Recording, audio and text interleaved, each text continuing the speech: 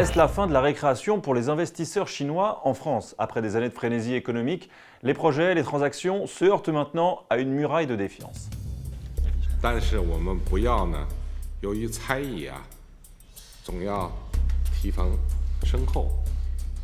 Il y a encore 4 ou 5 ans, des consortiums chinois faisaient pleuvoir les milliards sur la France. Il y a eu les rachats de Club Med, de Lanvin, de Louvre Hôtel Group, des entrées au capital de PSA, d'Air France ou encore de l'aéroport de Toulouse, sans oublier quelques vignobles bordelais. 2015-2016, ça a été vraiment l'explosion des investissements. On entendait parler tous les jours de Chinois qui investissaient en France, qui prenaient le contrôle de sociétés françaises. Et à partir de 2017, on a vu un infléchissement, une réduction de ce nombre d'investissements assez significative. Aujourd'hui, l'euphorie est retombée. Certes, la Chine est loin d'être devenue persona non grata en France. Paris n'est pas devenu une cité interdite pour les capitaux chinois. Mais la vigilance est de mise. C'est en tout cas le message adressé de manière très diplomatique par Emmanuel Macron lors de sa première visite officielle en Chine. L'Europe est trop souvent arrivée en ordre dispersé devant la Chine, parce que vous savez l'importance des secteurs stratégiques et de la souveraineté dans certains secteurs. Et lorsqu'on est une grande puissance pour la Chine, on ne peut pas respecter un partenaire qui décide d'ouvrir toute son économie ou ses secteurs stratégiques à l'encan.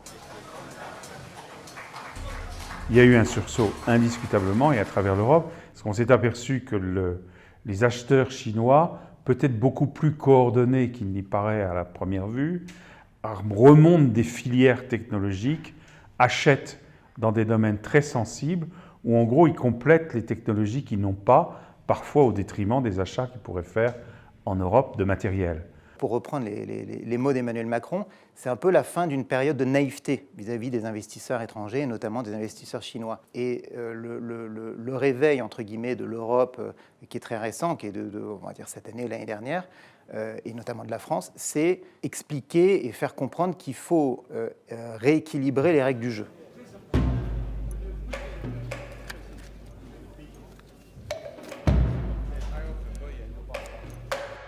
Au sommet de l'État, la rengaine du rééquilibrage de nos relations commerciales avec la Chine ne date pas d'hier. Nous voulons attirer plus d'investissements chinois en France parce que nous voulons là aussi un rééquilibrage. Les échanges commerciaux avec nos partenaires chinois demeurent déséquilibrés.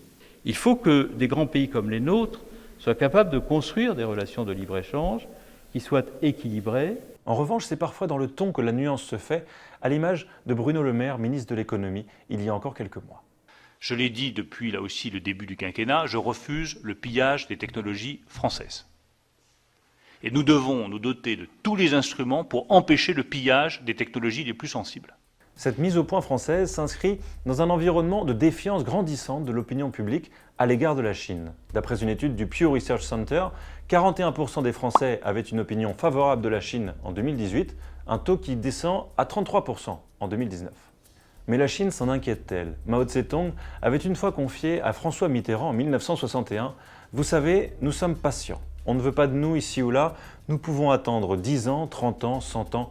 Le temps est notre allié. » 3 ans plus tard, la France du général de Gaulle était la première puissance occidentale à reconnaître la République populaire. Désormais, la Chine avance ses pions, des investissements astronomiques sont consacrés aux nouvelles routes de la soie, un vaste écosystème d'infrastructures maritimes, terrestres, ferroviaires pour décupler les opportunités économiques, mais un grain de sable va enrayer la machine, un ralentissement économique comme la Chine n'en avait pas connu depuis des décennies. Alors quand on parle de la baisse généralisée globale du volume des investissements chinois à l'étranger, la première cause, il faut aller la chercher en Chine. Le ralentissement de la croissance, c'est la cause numéro 1.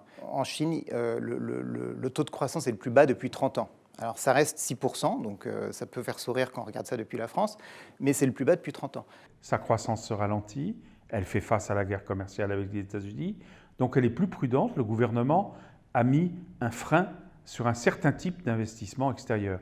Les investisseurs digèrent les investissements qui ont été faits, ils les évaluent, parfois ils les cèdent lorsque les investissements n'ont pas répondu à leurs attentes.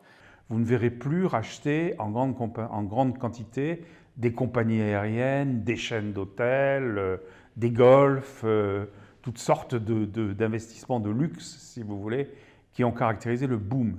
Autrefois à pas feutrés, l'avancée de Pékin vers une domination économique du monde se fait aujourd'hui chaussée de gros sabots. Si un ralentissement s'observe aujourd'hui, tout porte à croire qu'il est conjoncturel et qu'un nouveau cycle d'investissement aura lieu. Mais cette fois, la France et l'Europe sont prévenus.